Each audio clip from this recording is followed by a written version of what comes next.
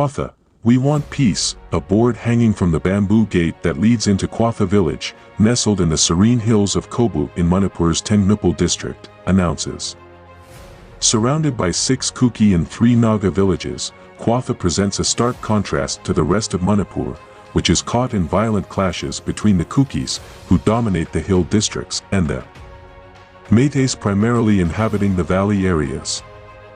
While the violence that erupted on May 3 has claimed numerous lives and displaced over 50,000 people across Manipur, KWATHA remains an oasis of tranquility.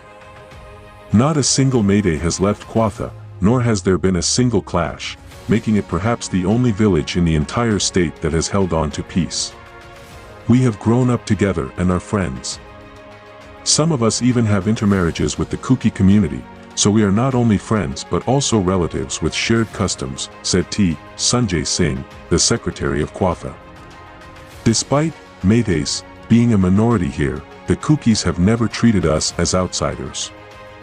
When violence first began in Manipur on May 3, many from KWATHA, which has a population of 302 people and 103 houses, thought of leaving for the valley areas. But when the KUKIs from surrounding villages assured them of their safety, the meiteis decided against it, say KWATHA residents. Our relatives in the valley kept calling us, informing us about the destruction and the possibility of our houses being attacked by the KUKIs, who constitute a majority here, said Singh. They warned us that our village could be razed to the ground, and it did instill fear in some families who considered running away. But eventually, we chose to stay. He added, the KUKIs from neighboring villages approached us, and, through several meetings, they assured us that no harm would come to us. The presence of an Assam Rifles unit in the area played a vital role in maintaining peace. They conducted solidarity meetings and flag marches, actively working to prevent any clashes. It is heartening to see that the KUKI community has unanimously pledged to safeguard meiteis to ensure peace in the area, Raj Kishore, Deputy Commandant, Assam Rifles, told the print. This meitei village, surrounded by KUKI settlements, has remained peaceful. The villages have made an oral agreement, and they stand firmly by it, Kishore said. Some meitei residents said a sense of fear remains, talking about tense conversations around prickly subjects such as who started the violence, but added that efforts are being made on both sides to sidestep such conversations in the larger interest. KUKIs giving safe passage, arranging rations in addition to the peace agreement. The KUKIs in the area provide a security cover for meiteis who need to travel to the Imphal Valley for essential items or medical treatment, Kishore said. When meiteis from KWATHA need to travel to the Imphal Valley, they must pass through many KUKI settlements.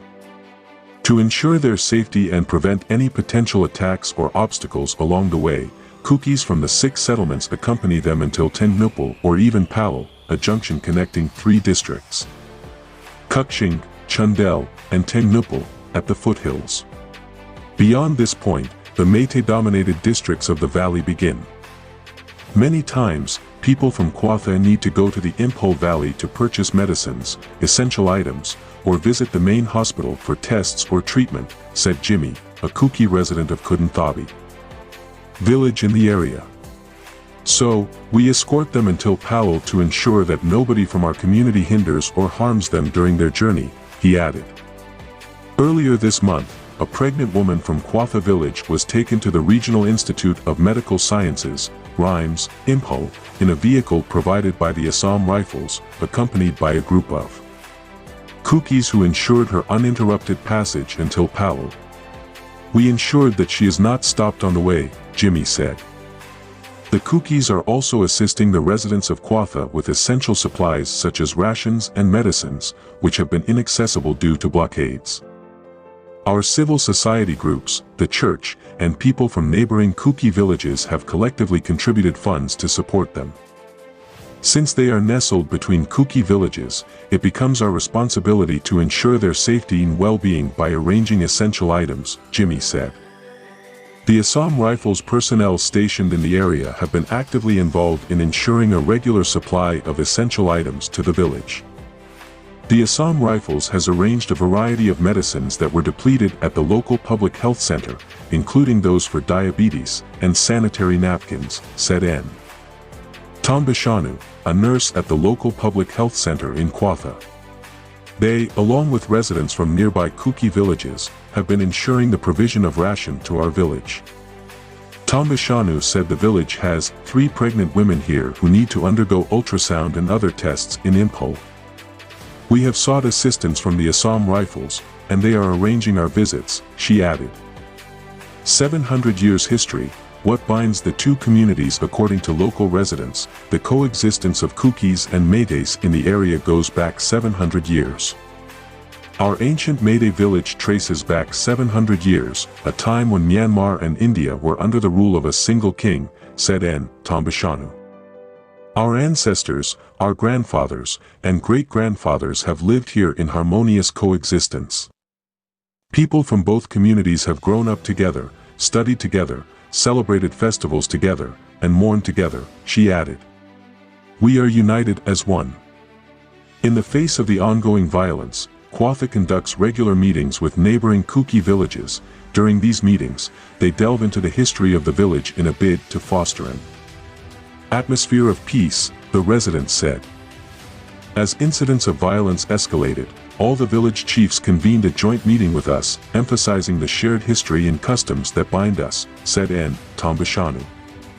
They reassured us of our safety, and it is because of their assurance that we are still here. Undercurrent of fear. Despite the reassurances, however, an undercurrent of fear persists among some meiteis in KWATHA. We receive calls from our relatives in the valley, asking how we are managing to stay safe despite being surrounded by the Kukis, said Ratna Singh, a resident of KWATHA. We assure them that we are secure, but deep down, given the prevailing circumstances, we too experience fear. While the leader of the Kukis has provided assurances of safety, there are fears about individual groups within the community launching attacks.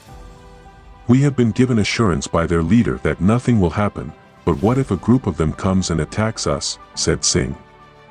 How can one leader take responsibility for the entire community?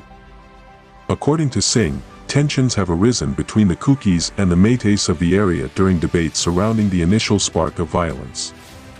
The Kukis, she said, claim to be defending themselves and deny they initiated aggression. The meiteis find the statement disconcerting, Singh added. She cited the destruction experienced by both sides, saying it made it difficult to accept the Kukis' assertion that the meiteis were the ones who instigated the violence. The villagers have now decided to not talk about the topic when they meet, she said. This continuous blame game needs to stop. We should not dwell on who started the violence first or who is at fault. That is the decision we have made now, she added. Even if someone brings up the topic, we change it. We discuss it within our families but avoid discussing it with them, Kukis. We never know what might trigger them.